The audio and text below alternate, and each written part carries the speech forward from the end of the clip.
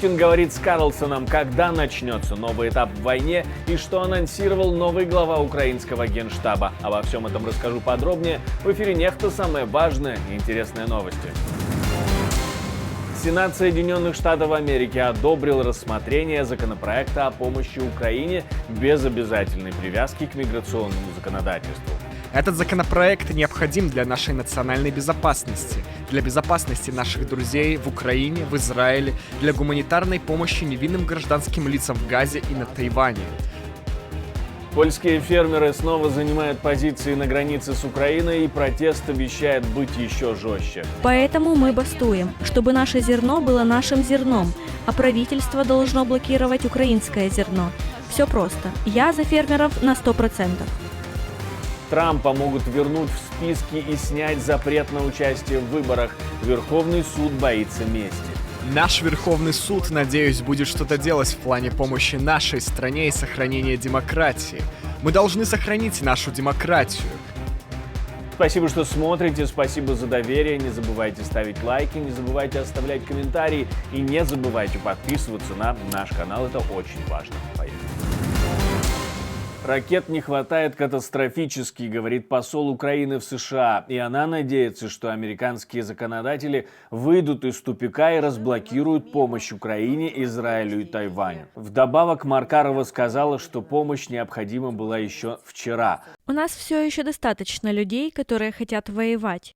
У нас нет выбора, ведь мы защищаем свои дома. Но у нас заканчивается военное оборудование, особенно ракеты и перехватчики. А я напомню, накануне Сенат США провел второе процедурное слушание и одобрил рассмотрение законопроекта о выделении помощи Украине, Израилю и Тайваню. Но теперь этот законопроект должен быть еще проголосован, а затем поддержан Палатой представителей. И именно это, скорее всего, будет самым сложным. Спасибо, господин президент. Это очень хорошо, что Сенат проголосовал за принятие дополнительных мер по национальной безопасности. Это хороший первый шаг. Этот законопроект необходим для нашей национальной безопасности, для безопасности наших друзей в Украине, в Израиле, для гуманитарной помощи невинным гражданским лицам в Газе и на Тайване. Законопроект также укрепляет наших военных в то время, когда они больше всего в этом нуждаются.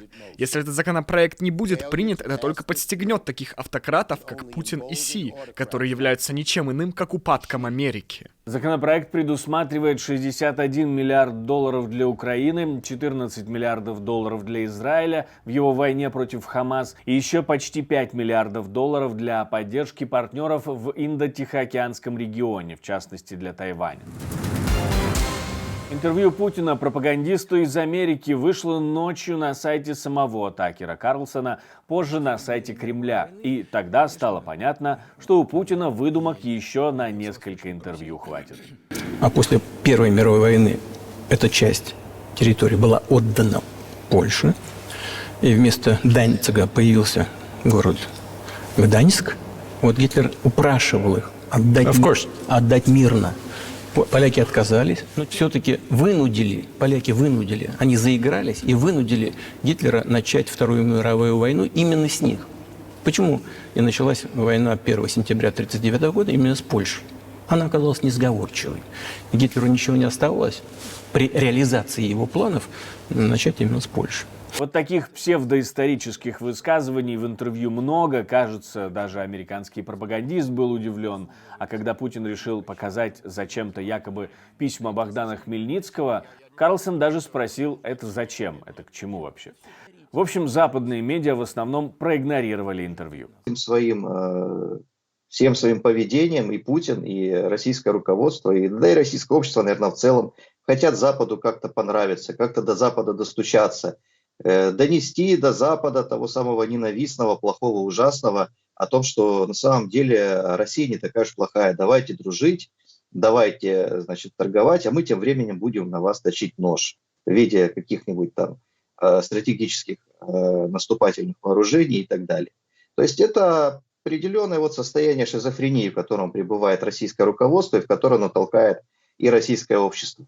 С одной стороны, это ненависть ко всему западному, которая абсолютно нормально уживается в голове с желанием иметь американские автомобили, американские айфоны, ездить на отдых не в Новый Уренгой какой-нибудь, да, и не на Белое море, а все-таки куда-нибудь в Европу, ездить рожать детей для состоятельных людей все-таки в Соединенные Штаты. Журнал The Economist обозначил снятие с должности Валерия Залужного как новый этап войны. Авторы считают, что президент Украины сейчас может совершить ошибку, ведь Зеленский ставил за главную цель возврат территорий, а Залужный – сохранение жизней солдат, пишут авторы издания. И так как компромисса достичь не удавалось, ситуация накалялась. Авторитету генерала Залужного, как главнокомандующего, уже был нанесен непоправимый ущерб из-за слухов о его увольнении. Чем дольше Зеленский казался слишком слабым, чтобы уволить его, тем больше страдал и его собственный авторитет.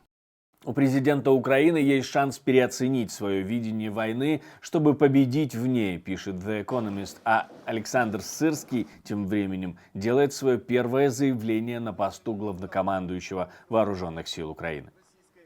В повестке дня стоят новые задачи. Прежде всего, это четкое и детальное планирование действий всех органов военного управления, объединений, соединений и частей с учетом потребностей фронта в новейшем оружии, которое поступает от международных партнеров. Жизнь и здоровье военнослужащих всегда были и являются главной ценностью украинской армии.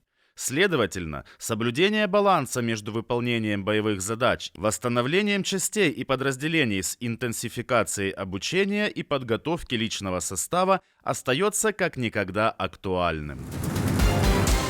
4 человека погибли и 1 ранен из-за стрельбы на Стамбульском рынке в городе Рустави. Очевидцы говорят, что стрелок ворвался в мясной отдел рынка и начал вести прицельный огонь из огнестрельного оружия по продавцам. В МВД Грузии сообщают, что нападавший задержан. Про мотивацию стрелка пока никто не сообщает. Будем ждать детали от правоохранителей. Польские фермеры перекрывают контрольно-пропускные пункты на украинской границе. Перерыв не продлился и месяца, движение снова усложняется, может остановиться вовсе.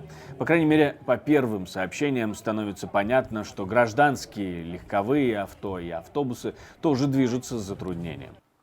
Главное требование фермеров – прекращение импорта сельхозпродукции из Украины. Некоторые трассы по стране тоже перекрываются. Организаторы говорят, что стоять собираются как минимум до 10 марта. Мы тоже хотим протестовать. Мы тоже живем и тоже хотим просто зарабатывать на жизнь.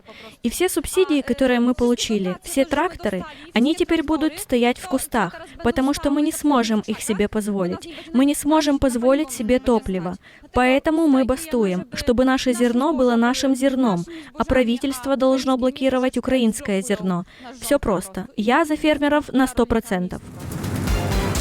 Верховный суд США может вернуть Трампа на выборы. Перед праймериз в штате Колорадо, как раз там, где Трампа за участие в мятеже Верховный суд штата не пропустил на выборы, об этом пишет The Wall Street Journal. Теперь судьи переживают, что если Трампа снимут с выборов окончательно, в других штатах будут мстить демократам. Если позиция Колорадо будет поддержана, то, несомненно, с другой стороны, будет проведена процедура дисквалификации. Значительное число штатов скажет: кто бы ни был кандидатом от демократов, вы исключены из бюллетеня, а в других за кандидата от республиканцев вы исключены из бюллетеней. Но сами республиканцы напоминают, что норма, по которой Трампа не допускают к выборам, бездействует уже 150 лет. И ничего подобного тому штурму Капитолия, который произошел 6 января 2021 года, не было со времен гражданской войны. Наш Верховный суд, надеюсь, будет что-то делать в плане помощи нашей стране и сохранения демократии. Мы должны сохранить нашу демократию. И я думаю, что у них был очень интересный день и очень красивый день, возможно. Я думаю, что это было действительно очень красивое зрелище. Так и должно быть. И я надеюсь, что решение будет очень важным. Но ничего подобного еще не было. В Казахстане возвращается масочный режим. Из-за возвращения же высокого уровня заболеваемости коронавирусом и в связи с, цитирую, неблагоприятной эпидемиологической ситуацией, конец цитаты. В медицинских учреждениях его делают обязательным, а вот в общественных местах масочный режим только рекомендуется. Об этом говорится в постановлении главного санитарного врача Казахстана.